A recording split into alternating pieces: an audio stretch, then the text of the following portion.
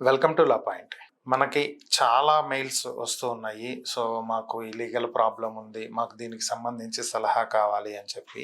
So, ఇక్కడ problem ఏమైంది అంటే, మన లా పాయింట్‌కి వర్క్ చేసేటువంటి లాయర్‌లందరూ గూడా చాలా బిజీగా ఉన్నటువంటి కారణంగా, ఎప్పటికప్పుడు మేము మీకు ఈ సమాచారాన్ని అందించలేకపోతున్నాము. ఈ కారణంతోటే లాయర్‌లతోటి మీ సమస్యలను చర్చించి వాటికి సంబంధించినటువంటి సమాధానాలు వాళ్ళేం చెప్పారు అనేది మీ ముందు ఉంచబోతున్నాము. నేనైతే లాయర్‌ని కాదండి. మీకు ఏ విధమైనటువంటి లీగల్ ఎయిడ్ న్యాయ సలహా అనేది మేము ఇవ్వట్లేదు. దీనికి సంబంధించి ఏవైనా సరే మీ దగ్గరలో ఉన్నటువంటి లాయర్‌ని మీరు సంప్రదించండి. లా పాయింట్‌లో మనకొచ్చినటువంటి ఇంకొక కేసు నా పేరు అయ్యప్ప కుమార్. సో, మ్యారేజ్ అయ్యి 8 మంత్స్ అవుతుంది. వైఫ్‌కి నాకు మధ్యలో చాలా గొడవలు జరుగుతున్నాయి. తన మెంటాలిటీ సరిగా లేదు. మా మీద కేసులు పెట్టింది. మా ఇద్దరికి ఇప్పటికే 2 సెషన్స్ కౌన్సిలింగ్ అయిపోయింది. థర్డ్ సెషన్‌కి కూడా డేట్ ఇచ్చారు. మా ఇంట్లో నాయనమ్మ, తాతయ్య, మా నాన్నగారు, నేను, నా భార్య ఉండటం జరుగుతుంది. తన నాతో మాత్రమే కాదు గొడవలు, నా ఇంట్లో వాళ్ళందరితో కూడా తను గొడవలు పడుతూ ఉంటుంది. ఏం చెప్పినా అర్థం చేసుకోదు. ఇప్పటికి 8 సార్లు పెద్ద మనుషులు కూర్చోబెట్టి చెప్పారు. అయినా కూడా తన బిహేవియర్‌లో ఎటువంటి మార్పు లేదు. సో, నేను డైవర్స్ తీసుకోవాలి అని అనుకుంటున్నాను. హెల్ప్ చేయండి. సో, అయ్యప్ప కుమార్ గారు, ఇక్కడ మ్యాటర్ ఏంటి అనేటువంటి విషయానికి వెళ్ళినట్లయితే ఆల్రెడీ మీకు కౌన్సిలింగ్ అనేది జరుగుతుంది అని చెప్పారు.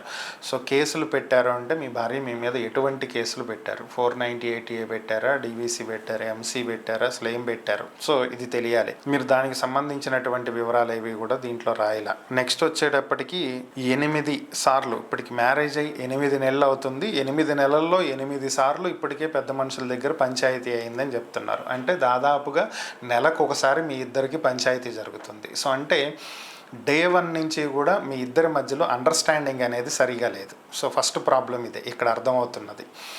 సో, మీ ఇద్దరి మధ్యలో ప్రాపర్ అండర్స్టాండింగ్ లేనప్పుడు ఇట్లాంటి పెద్ద మనుషుల పంచాయతీలు 8 కాదు 800 సార్లు అయినా కూడా ఉపయోగమే ఉండదు. సో, ఇక్కడ మీ ఇద్దరి మధ్యలో ఉన్నటువంటి సమస్య ఏంటనేది ఒకసారి అర్థం చేసుకోండి. సో, ఇవన్నీ అవ్వవు, నా వల్ల కాదు, విడాకులు తీసుకుందాం అనుకుంటున్నాను అని చెప్పి మీరు రాశారు. సో, మీరు విడాకులు తీసుకోవాలి అనేటువంటి థాట్ ఉన్నప్పుడు ఇవన్నీ అనవసరం. డైరెక్ట్గా మీరు కోర్టులో విడాకులకి నోటీస్ పంపించండి. కోర్టు ద్వారా మీ వైఫ్కి నోటీస్ పంపించండి. అసలు ఏం జరిగింది ఏంటనేది ఫ్యామిలీ కోర్టుకు అప్రోచ్ అవ్వండి. ఫ్యామిలీ కోర్టు ద్వారా మీరు విడాకులు తీసుకోండి. ఆమెకి ఇవ్వాల్సినవి ఏమన్నా ఉంటే ఆమెకి ఇవ్వండి. మీకు రావాల్సినవి ఏమన్నా ఉంటే మీరు తీసుకోండి. మ్యూచువల్ కన్సర్న్కి వెళ్తే కొంచెం త్వరగా అయ్యేటువంటి అవకాశం ఉంటుంది. అలా కాకుండా మీరు కంటెస్ట్ చేయాల్సినటువంటి పరిస్థితి వస్తే, అంటే మీరు విడాకులు ఇస్తానని మీ భార్య వద్దని ఇలాంటి పరిస్థితి ఉంటే మాత్రం కొన్నాళ్ళు కొంత టైం అనేది పడుతుంది. టైం డ్యూరేషన్ అనేది పడుతుంది. బట్ ఓవరాల్గా విడాకులు అయితే వస్తాయి. సో, ఈ బలవంతంగా ఏ కోర్టు కూడా కలిపి ఉంచదండి. ఒక గదిలో పడేసినంత మాత్రాన మనసు మారిపోయి కలిసి ఉంటారు అనేటువంటిది అయితే ఉండదు. అది మూర్ఖత్వమే అవుతుంది. ఒకరినొకరు అర్థం చేసుకుంటేనే నెక్స్ట్ కలిసి ఉండటం అనేది జరుగుతుంది. కాబట్టి సో, మీరు ఒకవేళ కలిసి ఉండే ఉద్దేశ్యమే లేకపోతే మీరు నేరుగా ఒక మంచి లాయర్ని, మీ దగ్గరలో ఉన్నటువంటి ఒక మంచి లాయర్ని చూసుకుని ఫ్యామిలీ కోర్టుకు అప్రోచ్ అవ్వండి. మీరు విడాకులు నోటీస్ పంపించి విడాకులు తీసుకోండి. ఇబ్బంది ఏం లేదు. న్యాయస్థానం కౌన్సిలింగ్లు ఇచ్చి అంత అయిన తర్వాతే విడాకులు ఇస్తుంది. సో, ఆల్రెడీ మీరు కౌన్సిలింగ్ సెషన్స్లో ఉన్నారు.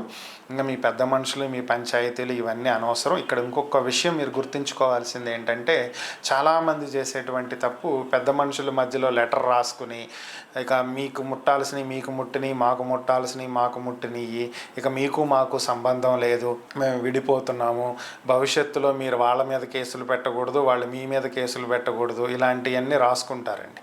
సో, ఇవన్నీ లీగల్గా చెల్లవు. సో, అది మీరు విడాకులు తీసుకున్నట్టు కాదు. ఒకవేళ అలాంటిది ఏదన్నా మీకు థాట్ ఉంటే అది విరమించుకొని కోర్టు ద్వారా వెళ్ళండి. ఎందుకంటే ఇప్పుడు మీరు ఏమన్నా ఇచ్చినా కూడా అది ఇవ్వనట్టే, ఆమె తీసుకున్నా కూడా తీసుకోనట్టే. భవిష్యత్తులో మీరు ఇంకో మ్యారేజ్కి వెళ్ళే టైంకి ఆమెకి మీరు కావాలనిపిస్తే వచ్చి నేనుండగా ఇంకో పెళ్లి చేసుకుంటున్నారని మీ మీద ఆమె కేసు పెట్టింది అనుకోండి, సీన్ మళ్ళీ మొదటికి వస్తుంది. కాబట్టి న్యాయపరంగా చట్టబద్ధంగా కోర్టు నుంచి విడాకులు తీసుకుని నెక్స్ట్ మీరు ఏం చేయాలనుకుంటున్నారనేది మీరు ప్రొసీడ్ అవ్వండి.